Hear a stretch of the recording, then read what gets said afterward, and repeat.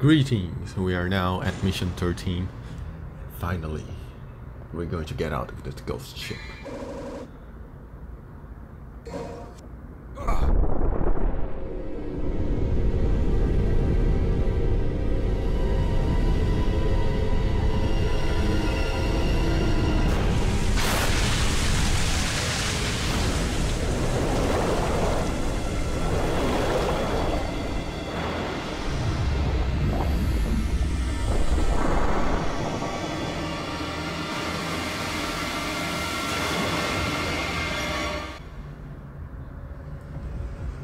Or rather, the ghost ship's going to drown from us.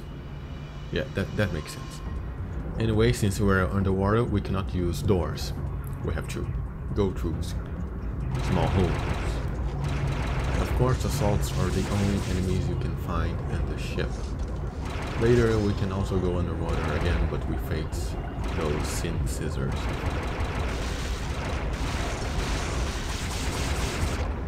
When Camille was designing those blades, I distinctly recall that they wanted to feel pain when they are firing their nail attacks, because they are literally just throwing their nails at us. That is supposed to be painful. So the dev team had to work to make an animation that was painful. And they also have armor, so that is awesome. They are also going to be in the Resident Evil game, though albeit not with armor, obviously, since I don't think that fits the concept of lizards and armor. Oh, nice dodge. I like the blood effects as well. You son of a bitch. You hit me. Well, then again, this mission's the one that is very, very easy to get and no damage.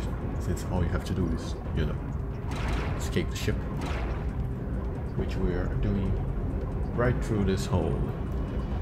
Second easiest mission in the game, 2 minutes. Of course, the vast majority of the time was during the cutscene. So we have to get out of the water. That yellow orb is another blue orb, obviously. I will need them all by the end. As you can tell, I die a lot.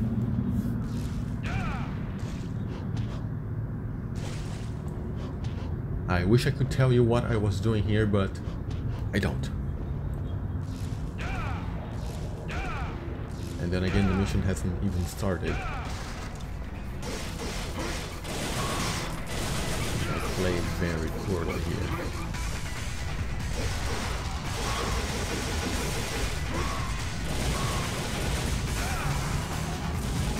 It's hard to imagine definitely a game that you will not be able to jump.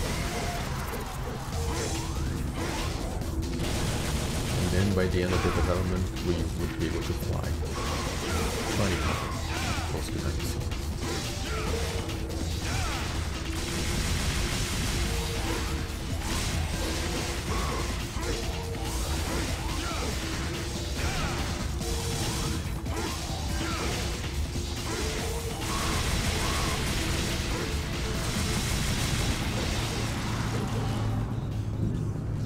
I'm going backwards because I could swear there was something here.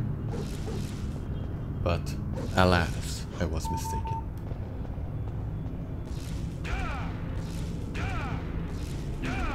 Now we can begin the mission properly.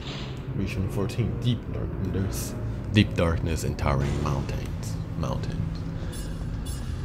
Just gotta stop. I hate with a passion this segment down here. I'm actually inclined to fast forward this a little bit because the angle here and later when the floors begins to move, it's very hard. Plus these bastards keep going through walls. It's very frustrating. Plus if you get too close to the wall, you get hit, you get damaged. Later. That's why I'm refraining from getting too close to that thing there. As you can see, the music for action At dusk, when the darkness is near, I don't read it all. As you can see, the action music is still playing, which means there are enemies nearby, and they can attack you without notice. Be it from behind the walls, from the ceiling, from under you. Really, there's no telling where you're going to strike. That's very frustrating. Meanwhile, definitely fight 3 and 4, the enemies do not attack unless you are seeing them in the screen. Thank you for the orbs, let's go.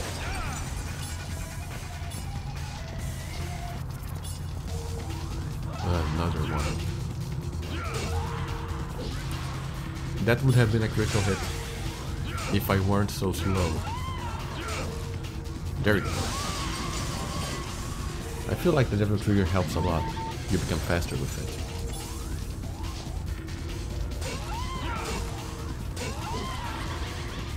I tried to see if you could critical hit without the Helmbreaker. But that did not seem to be the case. Do you see those holes in the floor, in the ground? Yeah, they are not there for a reason. Without reason. Who the fuck made this? I mean, a lever is the hand of a skeleton. I have no words. The booby trap! Oh no. I had a brain fart here. I forgot that you can, you know, fly your way, vortex your way out of this hallway. But no, I had to do the worst, which was to stand still like an ass. Now I remember I can, but even so I get hit. So maybe part of my frustration is just my inability to play properly. Maybe I had a bad day. I don't know, we all have.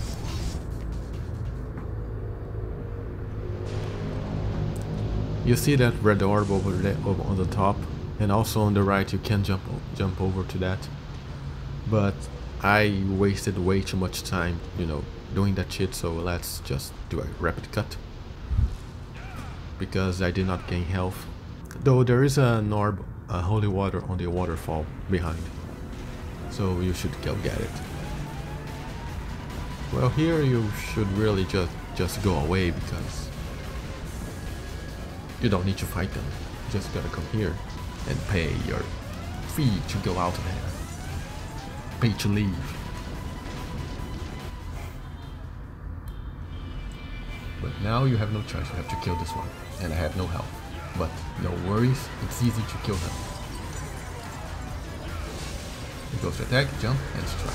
Now, be aware of the sight on the way down. And there you go, you have your health back. Good, I feel alive. As always, go behind the wall. And it just occurred to me that you can skip this one, but it's really not hard to defeat it compared to 2 shadows with no health. Yeah. And this is it. We go back to the area outside of the Coliseum. You have unsealed it. I did not go through it in the first mission because, well, you cannot open the door, so there is no reason. Mission 15. I hate this mission with all my passion. I was unexpecting this spider, so I have to kill it. In this area you can either have those spiders or you can have different enemies. Depending, is RNG, it can be different enemies here. For some reason I got the spiders. And just for a matter of payback, I want to kill them, even though I don't have to. So, one down, waiting for my devil trigger to return. There we go, now we can kill it with lightning. I said lightning. Thank you.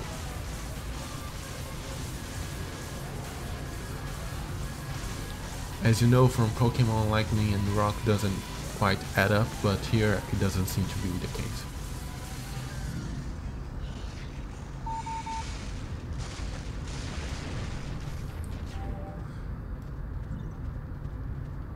Now that we have the emblem shield, we can go and use it on the emblem shield on the wall, because that makes no sense.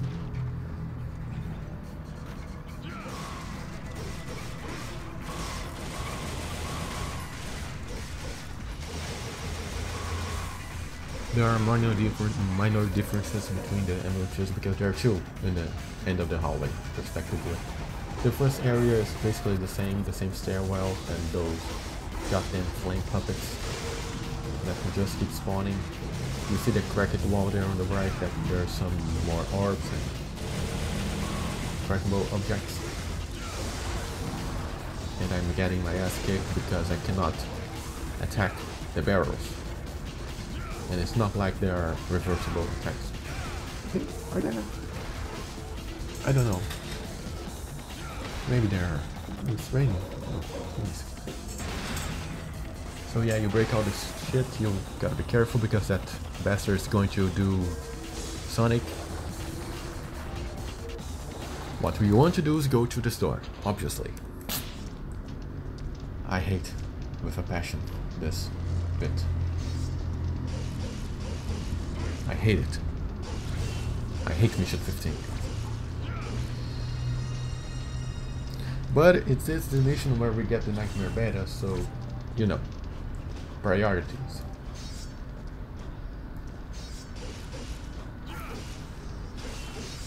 Did you see the shadow there?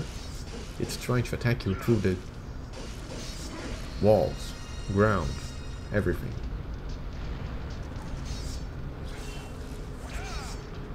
So to get the Nightmare Beta, you gotta go to the other side of the emblem wall and do the exact same shit. The Nightmare Beta will be on where this lens was. Because it's really the same thing except mirrored. Down here you gotta be careful because there are two shadows and they attack you because this is Dante Must Die, and you really should not bother. Oh, quick stop here to regain your Devil Trigger. I don't know why this is here. I don't know what the hell that is. Seems like a ritual chamber. Or why would there be free Devil Trigger there? You know, stuff that makes no sense. So I originally was going to go to the other side, but since it's the same thing and there's no Nightmare Beta for me to get, it is night now. I'm going to refrain from doing so and just go to the boss fight.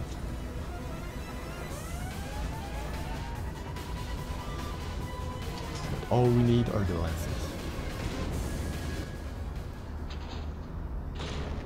Ah, the Coliseum. There's a blue orb up here and also health, should you need. You can also go during the fight, but it's not very easy. Not the best idea to go to. No? There's no question, you need a grenade gun and Ifrit. The meteor strategy is the best and fastest one. Cutscene time.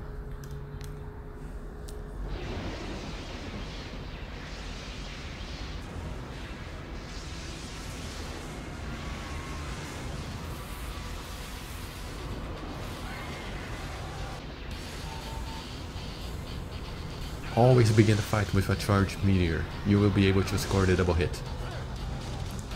And also another one, and you see how much damage it does. The thing you want to do is just ground him as soon as possible, because this camera angle doesn't help.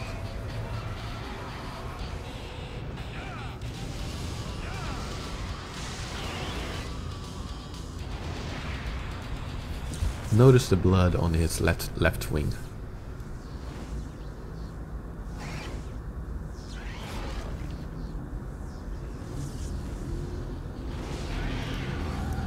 Yes, we broke its wing, but that doesn't make it any less of a threat. It has lightning attacks, different ones. I got lucky there.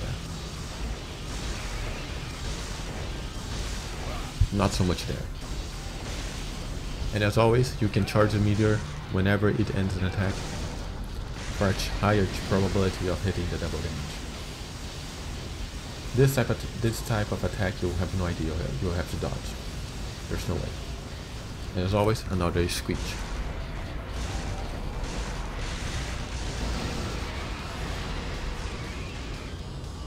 During this playthrough, I did not manage to get the rib cage open when it's down. I don't know why.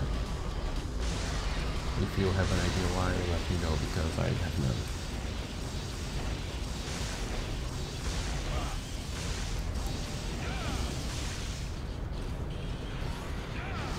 That was a very bad aim.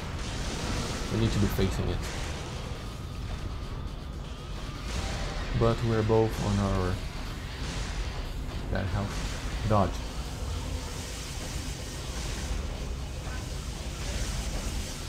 You have to wait for the dodge, because if you dodge earlier, the lightning will correct its course to hit you. So it's not a very good idea. One inferno should do it. That did no damage.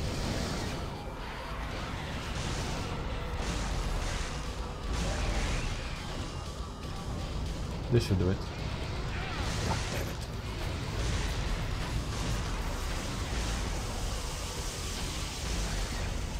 Is it invincible?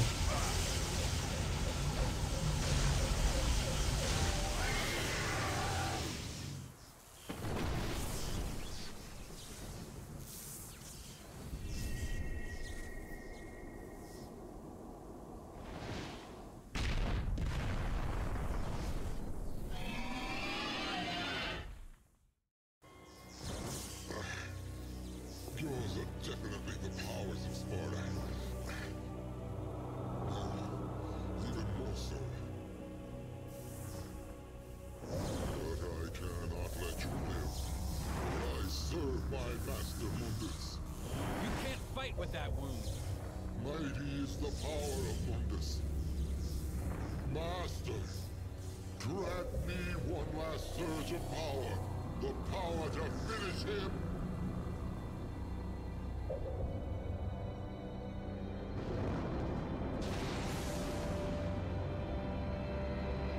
Master, Mundus.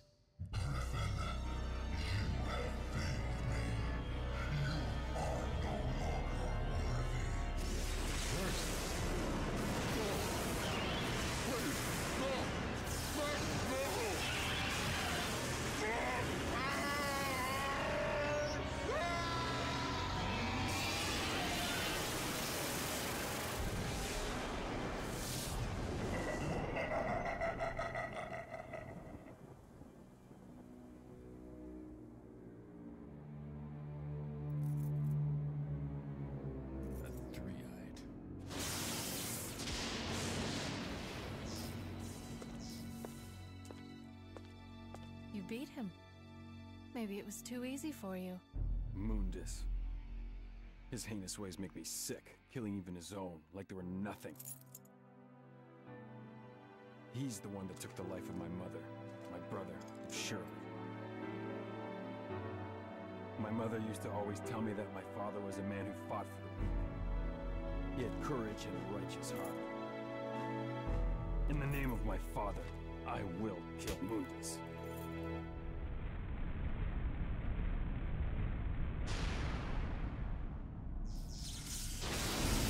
I actually feel very bad, always, whenever I watch this cutscene for, you know, our little friend Bird, little Griffin, poor guy.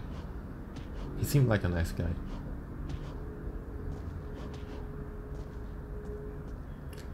I have nothing. That was very embarrassing. Either way, we're now going to the last mission of the day. Mission 16, the nightmare begins. Since we have the wheel of destiny that we can use to go back.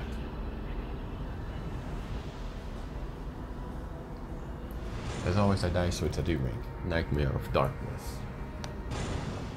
Now all we have to do is go back. Don't forget this one. This is the most obvious blue orb you're going to find in this game.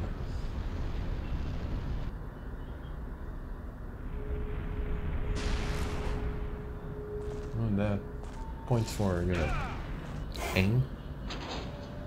D points.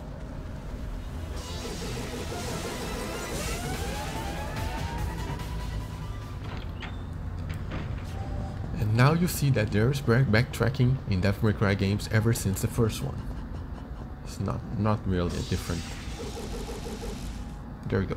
Not really a new thing in 4. Just that Devil May Cry 4 was the worst one because you were literally fought the same stuff. I mean, here you fight the same bosses, but there are some differences. Not the exact same boss, background, level.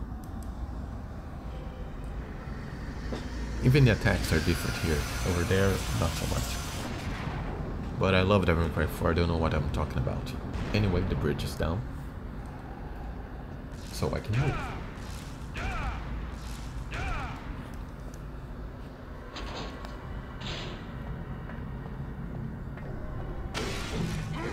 Oh, you don't want to forget about those armored dudes. Now the Mundus statue is gone for some reason. Proper introduction to the plasmas. Or clones, as episode 2.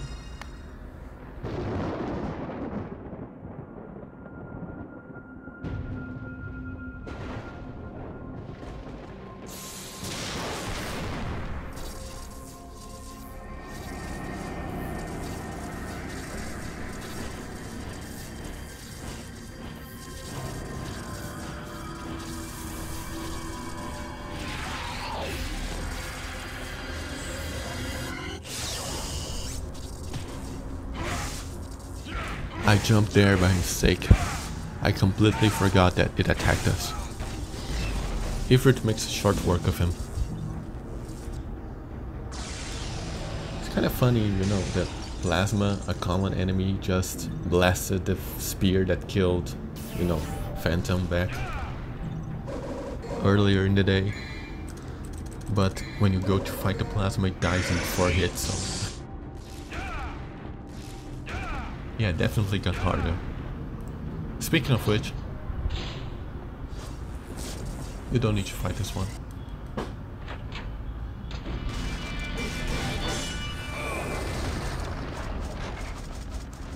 These ones, on the other hand, let's make them taste a little bit of the Nightmare Gerbera Beta. And much like its Devil May Cry 5 counterpart, the rays are not random. They will bounce towards the enemy. Shame they use Devil Trigger runes. But you cannot deny they are very satisfying.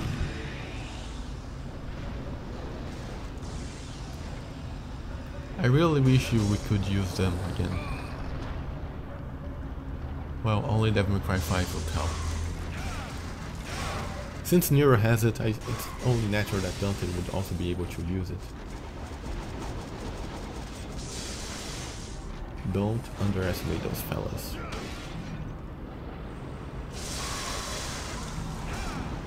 Oh.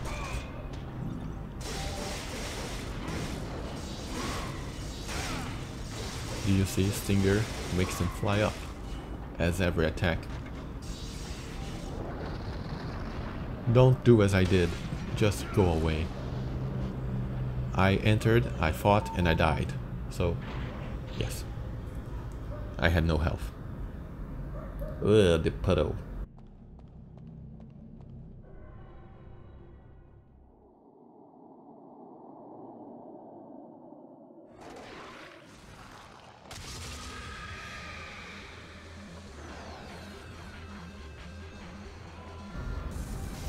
The nightmare. As the name suggests, it's a nightmare. You need to keep those walls lightened up or else you will not be able to damage him. What's worse, it has 2 cores, as you can see that blue orb there. The core has 3 properties. It can be blue, then it goes green, and then it goes red. You don't want the core to go red. If the core goes red, the damage dealt is little under 2 times what you normally do. Therefore, it will take a lot longer to defeat him. Well, the attacks are basically this. It goes for those little balls that fire lasers. and then it goes for an attack in the front with the the top core. Then it goes for the same thing and attacks with the bottom core. Depending on the core, the attack will be different. And also, as you can see, it can drag you to the underworld, which is, it has some properties to the cores as well. Okay, what's the easiest way to explain the cores? Once you damage a certain number of times the cores, the top one and the bottom one have different counts, different counting damage counters. Yeah, let's call them damage counters. Once you hit a core a number of times, it's worse if you use the attacks that are multi-hitting, like the Alistar or Kick 13 or Inferno. Those moves that deal multiple times will raise the damage counter a lot faster. And once it hits a certain number, I think it was 16, something like that, the core will shatter, and in this case the core will go from blue to green. And if you do the same thing, it will go from green to red, which is what we don't want. And once per fight, it can drag you to the underworld, where you fight the previous boss, a shadow, if you will, because it's black. And once you return, the damage counter on both cores will be reset. So you'll be able to deal the same amount of damage without risking the core to shatter. And also the wall, how do you call those things that I just hit to make the nightmare, you know, solid instead of a puddle? Wall, I don't know. It will last longer after you go to the underworld, which means you need to spend less time going back to attack it. The strategy here is to use Ifrit to do the PPKK, punch punch kick kick combo. You can fully charge up to 5 hits, and it's the best way since it's very minimal, causing minimal damage to the core. However, the top core, this one, you want it to stay green, because if it's green, the ice beam attack that the nightmare does with its mouth will last longer. That one, it will last a lot longer if the core is green, which means you'll be able to deal a lot more damage to the core. See, less than nothing. Go to the lasers, then it goes for attack of the bottom core, or the front, if you like, on the top, on the front of it. It's not exact science, except those core mechanics that are annoying, and they keep going, which means that next nightmares that I fight will have the same colors as this one, except of course, each time a new battle begins, the core damage counter will be reset.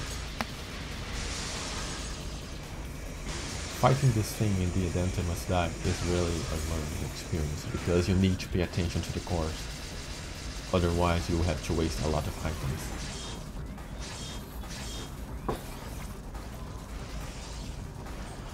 You can only get dragged to the underworld once per fight, so if I got hit there, I would have just taken damage for no reason. Ice beam attack. I don't know if I'm going to try to make the core green here or the next one, next fight, which would be next video, since we are nearing 30 minutes. With Ifrit you can jump to counter that spear thing that comes from the side that I just dodged, but my timing is poor.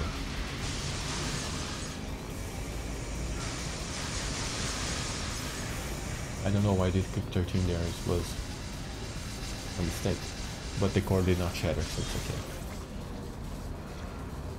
Also, it's not a problem to go from... See, it's green now. It shattered. So the next time I fight him, the core will be green.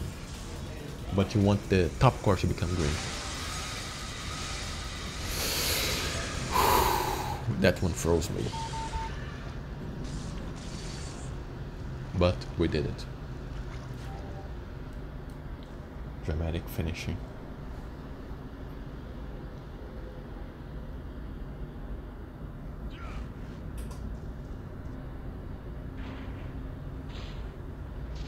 Now for the last part of the mission, you have to cross this.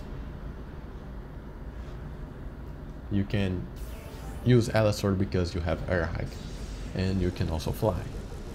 Don't do what I just did with Ifrit. Also, as I mentioned, those red orbs are now big. People usually keep them around that during a certain mission to fulfill the orb requirement for the S rank. But we don't care about that, since as always, we have a D rank because I died. And you go here left, and it's mission accomplished.